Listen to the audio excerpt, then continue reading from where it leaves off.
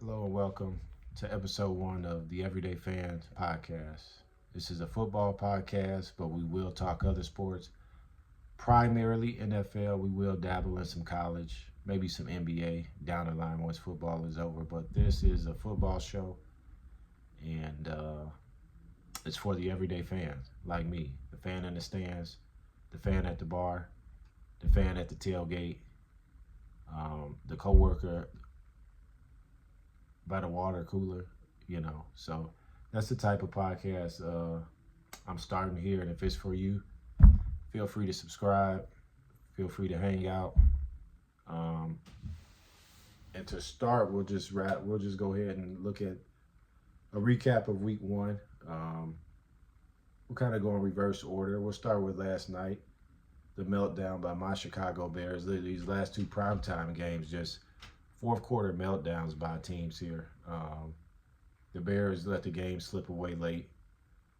They had control of it, really the whole game. Some penalties cost them late. Some of those penalties a little questionable in my opinion, but you can't leave the game in the refs' hands. Early on, Ben Johnson goes for it on fourth down. 3 points we could have had there. Would have had the game tied late. Cairo Santos, cut this guy now. Misses the kick early, can't kick the ball through the end zone late to keep time off the clock. So a lot of different things happening in that game. Ultimately, the Bears look poorly coached. I don't think Ben Johnson's a poor coach. First game, rookie coach, but last night they looked poorly coached. Looking at some of the stats here, 12 penalties for 127 yards. You won't win very many football games doing that. Minnesota had 8 penalties for 50 yards as well, but you're not going to win games with that.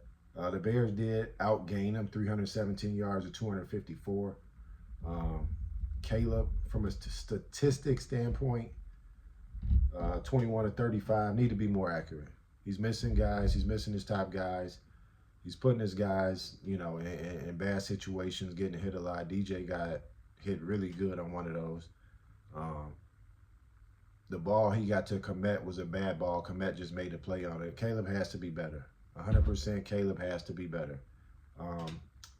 DeAndre Swift, statistically, it doesn't look good, but he ran hard. He blocked well, I think, for the most part. Hopefully that efficiency can get better. 17 carries, 53 yards, only 3 yards a carry. So hopefully that gets better. I think that will improve. Jumping to Minnesota side, J.J. McCarthy, first game, hometown kid, not too far from here. About 30. He played high school ball in Nazareth, about 30 minutes from where I live. So good to see a local kid making it to the NFL level and succeeding in his first start. 13 for 20, not crazy numbers, pretty efficient, 2 touchdowns. The Bears did get a little pressure on him throughout the night, 3 sacks.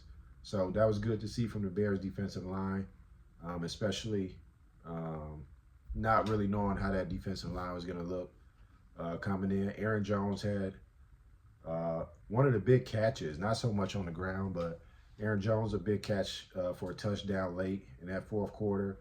But Jordan Mason was more your runner there, 15 carries for 68 yards. But overall, Minnesota Vikings, well-coached team, Kevin O'Connell. They come into Chicago. They get the job done. The Bears go to Detroit next. Minnesota, I'm not sure who they have next, but I know the Bears go to Detroit at noon on next Sunday. They'll need to be better. They will need to be better. And I'll check on Minnesota here really quick. So, next Sunday night. So, another primetime game for Minnesota. They will play the Falcons at home next Sunday night. Moving on to the Sunday night game, the Baltimore Ravens. I mean, Jesus Christ, can this team stop blowing games against the Buffalo Bills? Back-to-back games here against Buffalo where they just don't get the job done, right? And I still think the Ravens are one of the more talented teams in the league, if not the most talented. Lamar had a solid night, 14 for 19, 200 yards. Another 70 on the ground with a touchdown. Derrick Henry had the costly fumble late, but monster game from Derrick Henry, 170 yards, 2 touchdowns. But Josh Allen, I mean, the league MVP, reigning MVP, almost 400 yards in the air, 33 for 46. Added another 30 on the ground with 2 touchdowns, 2 rushing touchdowns and 2 passing touchdowns. Basically, they came back from down 15 with 4 minutes left. So one of the more improbable games in NFL history in terms of a comeback. Baltimore, I think, is fine. I don't think this in any way, shapes who they are for the season. I still think they're one of the favorites to come out of the AFC. They have the Browns next. Looks like a home game for them at noon next week. So little bit of a softer opponent there for them. The Buffalo Bills have the Jets at home next week. So more softer games for them. The Jets look good, and we'll touch on them a little bit here. So as we're going through here, if I'm referencing to the right, I'm just kind of looking at stats. We'll go to the Packers-Lions game. That was a middle afternoon game at Lambeau Field on Sunday. Obviously, Detroit lost both their coordinators, Ben Johnson, head coach here in Chicago now. And the defensive coordinator took the job with the Jets as a head guy, so Aaron Glenn. So that a lot of people expected was going to be a rough going for them, and it showed Sunday. I don't know if that was the reason, but Green Bay thoroughly outplayed the Detroit Lions. Nothing bad to say about Green Bay here in terms of what they did. They did what they had to do in terms of protecting the home field. Offense started hot. I think they kind of slowed down a little bit there as the game went on. I think Detroit's defense got better. And, they didn't have to do as much. 188 yards, 2 touchdowns for Love. So not a crazy game, enough to get the job done. But that Packer defense, obviously they added Micah Parsons from Dallas. That's going to be where they win games at. I think this offense is, over league average, but I don't think it's nothing that scares me in terms of like, oh my God, they got all these guys. They got a lot of weapons. I like the young kid they got from Texas, Matthew Golden. I think that was a good addition for them. We still got to see what Jordan Love is. I think he's a good quarterback. I don't think he's proven anything that he's like, oh, he's this guy. Very solid quarterback. Arguably in the NFC North, Goff had a bad game, but I put him right there, 1 or 2. Caleb hasn't shown anything. J.J. McCarthy, first game last night. So, I would have to put Love right there at the top of the division. But in terms of the whole league, I don't think he's one of the upper echelon quarterbacks. I think if Green Bay wins, ultimately, it'll be off that defensive side of the ball, them having a strong pass rush. Secondary, a little suspect, but if you got guys like Micah Parsons, Lucas Van Ness, these guys can get after the passer, and they can make quarterbacks' lives miserable. So Detroit took care of business. The Bears do go to Detroit next week, so that'll be a very interesting game. Both teams 0-1. On the Detroit side, it wasn't really much. It's not much to say there. They just didn't look good offensively. Defensively, they did what they can do, but when the offense isn't giving you but 6 points until the last couple of minutes of the fourth quarter, where they got to kind of just, give me touchdown late, it's going to be hard to win games, especially on the road against a good team like Green Bay.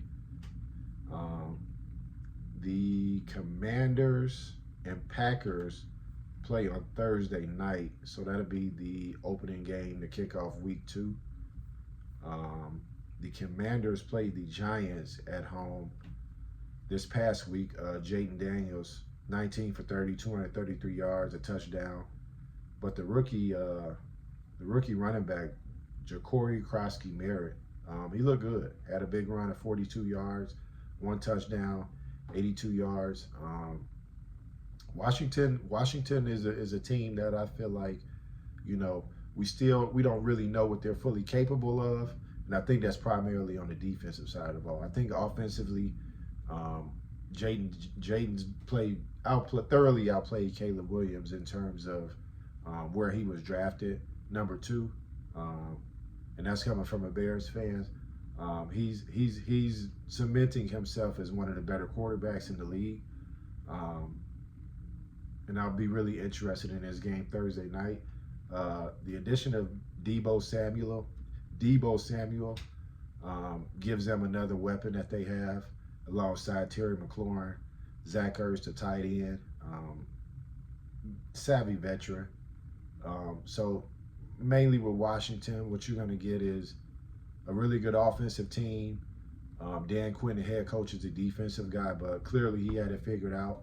On the Giants side, I don't know if it was the Washington D or the New York Giants are just bad. I'm going to go with the latter. I'm not a fan of Russell Wilson as a quarterback any longer. I think he had his time, and I think that time is over with. Extremely inaccurate. 17 to 37, 168 yards. That's not going to cut it in the NFL. I'm sure he knows that, but Malik Neighbors, visibly frustrated. Brian Dable, the head coach there, I think he may have already lost the locker room. They have a rookie quarterback in Jackson Dart who they may want to consider starting here pretty soon because it looked bad. The Giants could not move the ball. They could not convert anything. They had multiple opportunities in the red zone that they just I don't know. They just bonked out. I mean, it's crazy. It's crazy how you have a veteran team with, I mean, they don't have all the weapons in the world, but they have some decent weapons, and they just cannot get it done there. So I anticipate that being a team that has a new head coach very, very soon, unless they get that rookie Jackson Dart in there and they start winning some games. Another game I wanted to hit on was the Indianapolis game. Indianapolis had acquired Daniel Jones, was a former New York Giants quarterback, but now with the Indianapolis Colts, he spent half a year or something like that with Minnesota last year. Minnesota wasn't able to retain him. Indianapolis Colts signed him. He beats out Anthony Richardson in training camp, and a lot of people are like, oh, okay, is Anthony Richardson that bad, or did Daniel Jones actually just take that job? I think Daniel Jones is one of these quarterbacks when we look at like the Baker Mayfields, the Sam Darnolds, these guys who've been in the league, 5+ years, and they're finally starting to find their own, right? They get in these situations with good head coaches. He's with Shane Steichen down in Indianapolis now, and they have a good first game. It was Jim Irsay Day down in Indianapolis, so they're going to be fired up. Jim Irsay, if you don't know, was a longtime owner for the Colts. He passed away here recently, so they opened the season honoring him and putting him in the Colts Ring of Honor. And the team was fired up. It showed. Daniel Jones, very accurate, 22 of 29, 272 yards, a touchdown. He also added 2 touchdowns on the ground, 26 yards with his legs. So he's a mobile guy. And Shane Steichen has had success with some of these mobile guys, as he did, when he was with Philly with Jalen Hurts. And they, had some success with those guys. So thoroughly, Indianapolis looked very good. The other side, Miami, Josh McDaniels and his team does not look very good. I think his time there is winding down. Tua looks completely lost. Looked like he did not know where to go with the football. Tyreek is visibly frustrated on the sidelines. Achane, Achane, they really didn't even run the ball that much. They were actually pretty effective on the ground, averaging 6 yards a carry, but when you're down, 20 points at halftime, it's going to be hard to just stick with the run and not start trying to sling it around to get back in the game. So overall, Miami got a lot of work to do. I'll be interested in the Colts next game. I'm peeking here to see who they got coming up. So they have the Broncos. Broncos coming to Indianapolis this week. That'll be an interesting game, afternoon game there for them. Miami Check it here now. Miami has the Patriots, so they're going home. They have the Patriots. Both of those teams are 0-1, so that'll be an interesting one. I would lean Patriots in that game, especially coming off the loss. I think they're just probably a better team right now, but um, we'll see. We'll see what happens with those teams. Um, Keeping it moving. One of the top games of the day outside of that Baltimore game was the Pittsburgh Steelers going to the New York Jets. A lot of storylines there. Um, Obviously, Justin Fields a starter at the Jets now under new head coach Aaron Glenn. Um, Also, the Pittsburgh Steelers have Aaron Rodgers, who was a starting quarterback of the Jets last year, and Justin Fields was a starter to begin the year for Pittsburgh last year before getting benched for Russell Wilson, which I did not agree with. Um, I am an Ohio State guy, so I love Fields. Obviously, he was a former Bears quarterback. I get why the Bears kind of moved on from him, but at the same time, I don't think he had enough time, to develop and the right resources put around him. But that's going into something else. Sticking on this game, Justin Fields, I mean, he had a really good game here.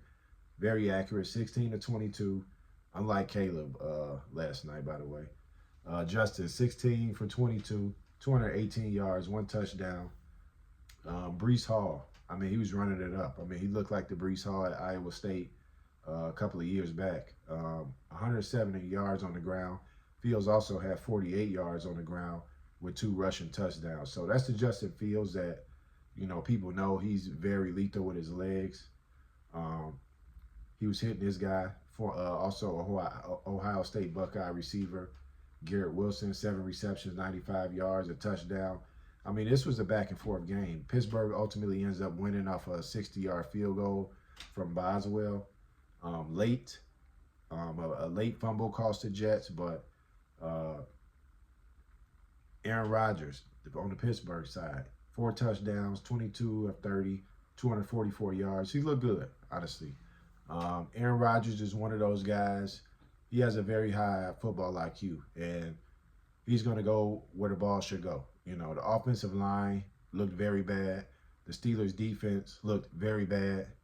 Nobody was pegging this Jets offense to be very good. So the fact that a Pittsburgh Mike Tomlin-led defense gives up 32 points to this team tells me one of two things. Either the Jets are going to be overlooked by a lot of people and they're going to surprise a lot of people on offense, or the Pittsburgh defense isn't as good as we think. And I think it's probably somewhere in the middle, as to where I think the Jets probably are a little bit better offensively than most people would probably have given them credit for it coming into the season. But the Pittsburgh defense did not look good. Defensive line, Pittsburgh offensive line. This is not a team I feel like I trust. Based off what I seen yesterday, I think Baltimore still wins that division pretty easily. Speaking of that division, the Cincinnati Bengals traveled to Cleveland, and they won a game that was thoroughly, very, very boring game. I'll hit on it very quickly. They got dominated in time of possession, 35 minutes to 25 minutes. You're not going to win very many games doing that. And you're playing the Cleveland Browns.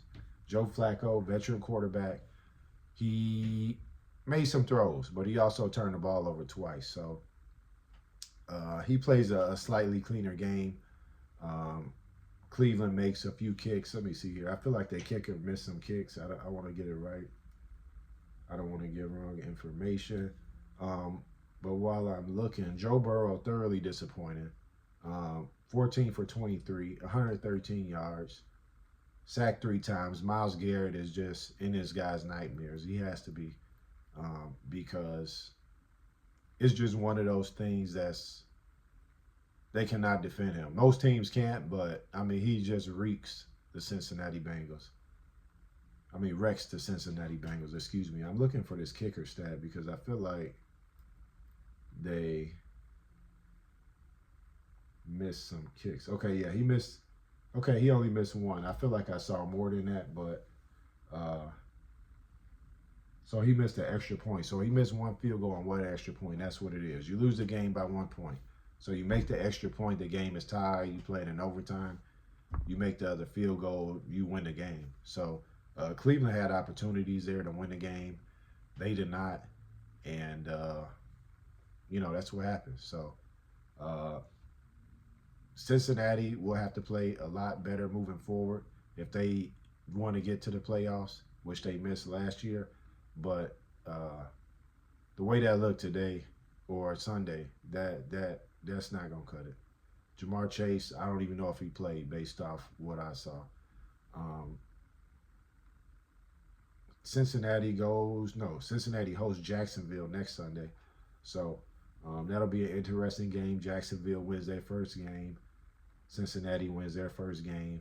And then the Cleveland Browns, as we said earlier, the Cleveland Browns have a tough one in going to Baltimore. Some games I'll just briefly touch on, but that were boring games that it's not much to say there. Denver did end up beating Tennessee.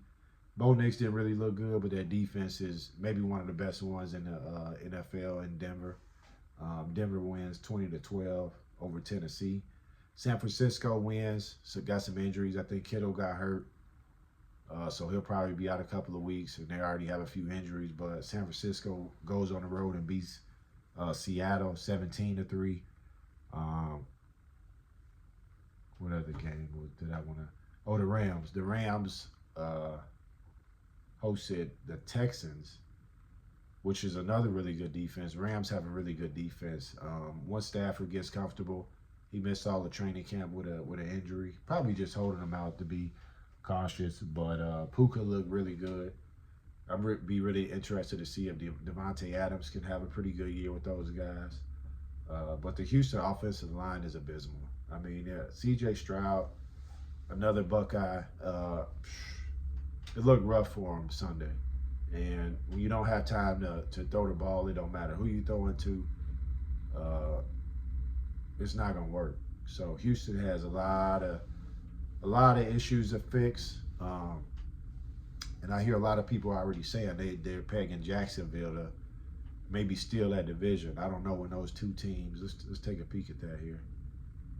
Jacksonville, who won at home, versus Carolina.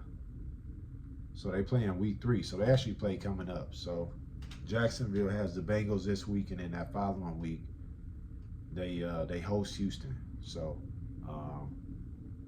Houston, it could get pretty ugly pretty quickly if they do not win this week. I'm trying to see who Houston has next week. So Houston, they play, it looks like Monday night. They host the Buccaneers, so that'll be a tough game for those guys. Buccaneers starting 1-0. Speaking of the Buccaneers, that was a interesting game. They did not play their best game, but Tampa Bay wins 23-20. Atlanta had a chance to tie it late. Kicker misses the game time field goal. Overall, I think Michael Penix looked pretty good on the Atlanta side. He hit Bijan a lot. Bijan actually was a better receiver in this game than he was a rusher. Pulling up the stats here. Yeah, just 24 yards on the ground on 12 carries, which is not that great, but 100 yards receiving on 6 receptions and a touchdown. Baker Mayfield on the other side, rough game for Baker. Not as efficient as he usually is. They do have some offensive line injuries, so I think that maybe played a role in it, not having as much time to get rid of the ball. 3 touchdowns for Baker, though. Did add 39 yards on the ground. Emeka Egbuka. I'm going to keep shouting out my guys from Ohio State. So this kid comes out, first game, 4 receptions, 67 yards, 2 touchdowns, and a touchdown that gives them the lead late. So essentially a game winner.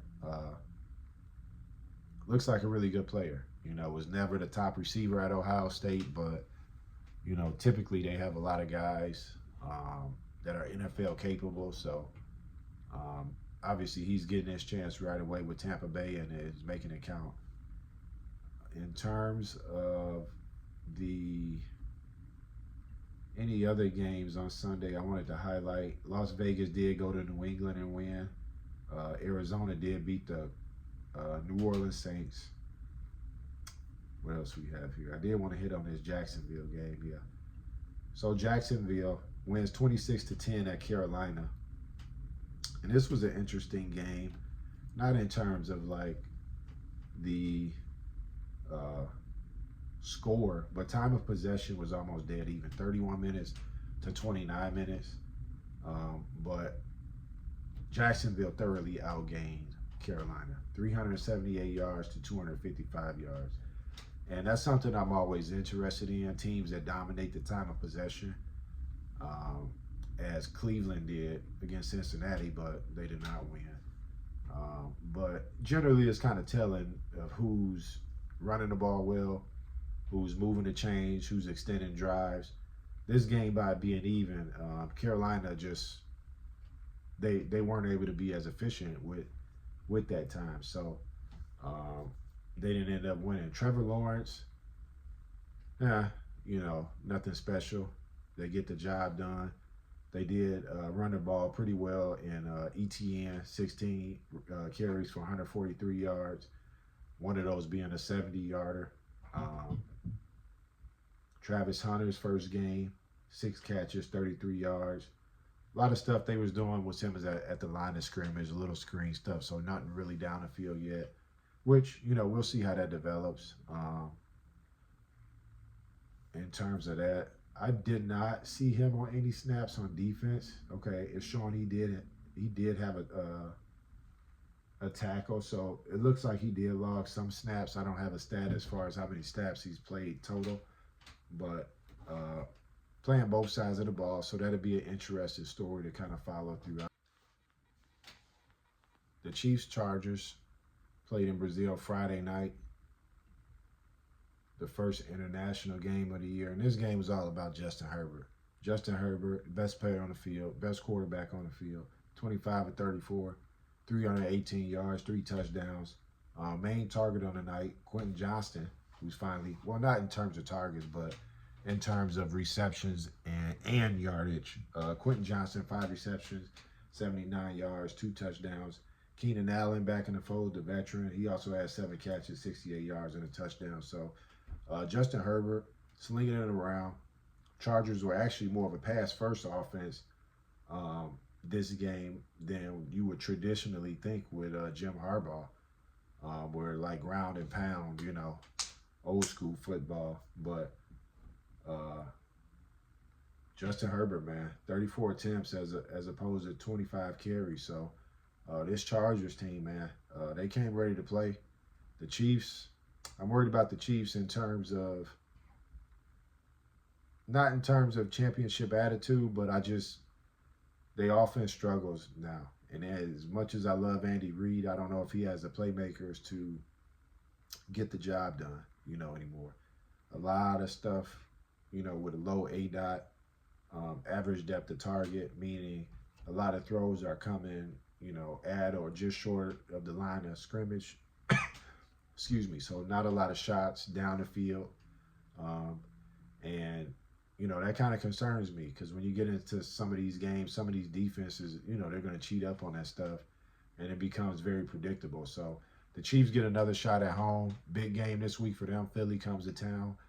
So they'll have to clean it up quick. But losing Xavier Worthy, friendly fire, Travis Kelce runs into him. He's going to be out for a while, dislocated shoulder.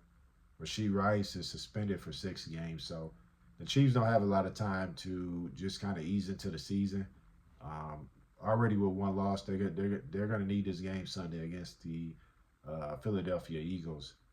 The positive for them, it is a home game. They usually play really well at home. So we'll see what they do this week. The Chargers, who do they have next? Chargers are at the Raiders. So I like the Chargers. Looks like that's a Monday night football game as well. I think Monday night this week is a doubleheader, so two football games on Monday night. But man, Chiefs Chiefs, hey, I don't want to say it's a must win because it's week 2, but I think the Chiefs need this game this week. Um, Philly, on the other hand, played Dallas to open the season on Thursday night, and we'll close out with this game. Kind of going in like a reverse order here. The Chiefs didn't look that good to me. They eked out the win. Dallas had multiple opportunities to win that game.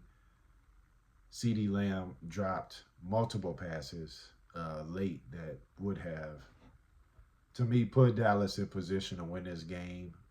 Ultimately, he did not catch those passes, so Philly ends up winning the game. But early on, before they did have a weather delay in this game for like an hour, neither team could stop the other team. Jalen Carter obviously was suspended, or I should say kicked out of the game early for spitting on Dak.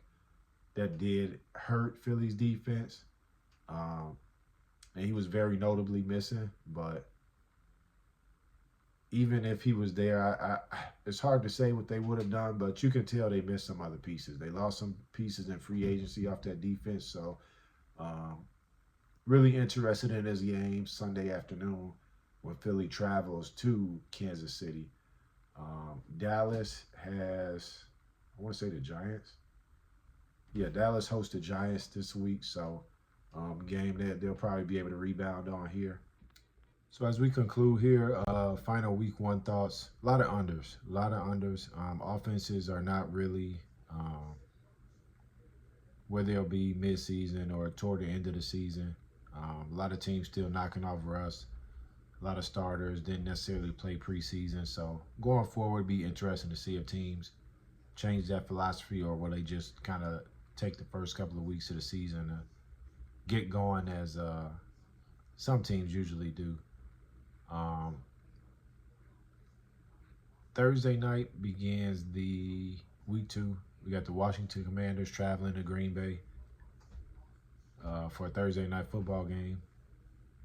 In terms of early preview on that, I see Washington having a slight edge in the quarterback position, running back position.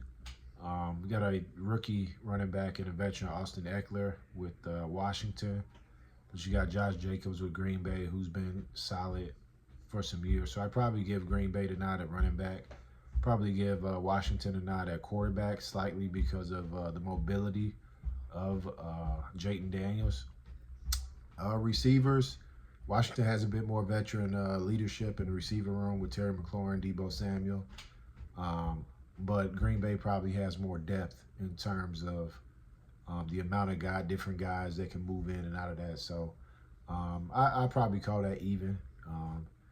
And then in terms of the offensive line, I probably give Green Bay a little bit more of a nod, just because I think they have a little bit more continuity up front on the offensive line.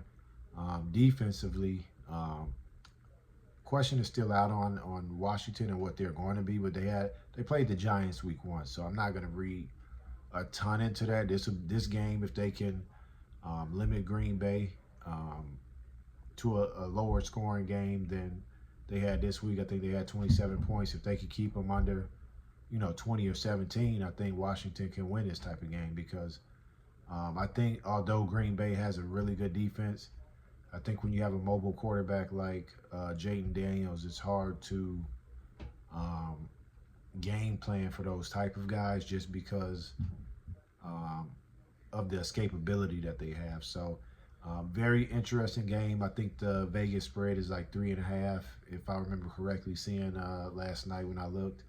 I would lean a little bit Washington, but overall, I don't really know who's going to win this game. But just sit back and watch and enjoy it as we kick off week 2. And I thank you guys for watching. If you made it this far, please consider subscribing. Excuse me. I'm new to this. I'm getting used to it, so bear with me as I get my setup going and everything going, get more comfortable on the camera here. But we will have weekly uploads, minimum of 1 a week, at least recapping NFL at the very least. Probably do the full week instead of game by game, but we'll see. We'll see how that works. And I'll see you on the next video. Thank you guys for watching. Peace.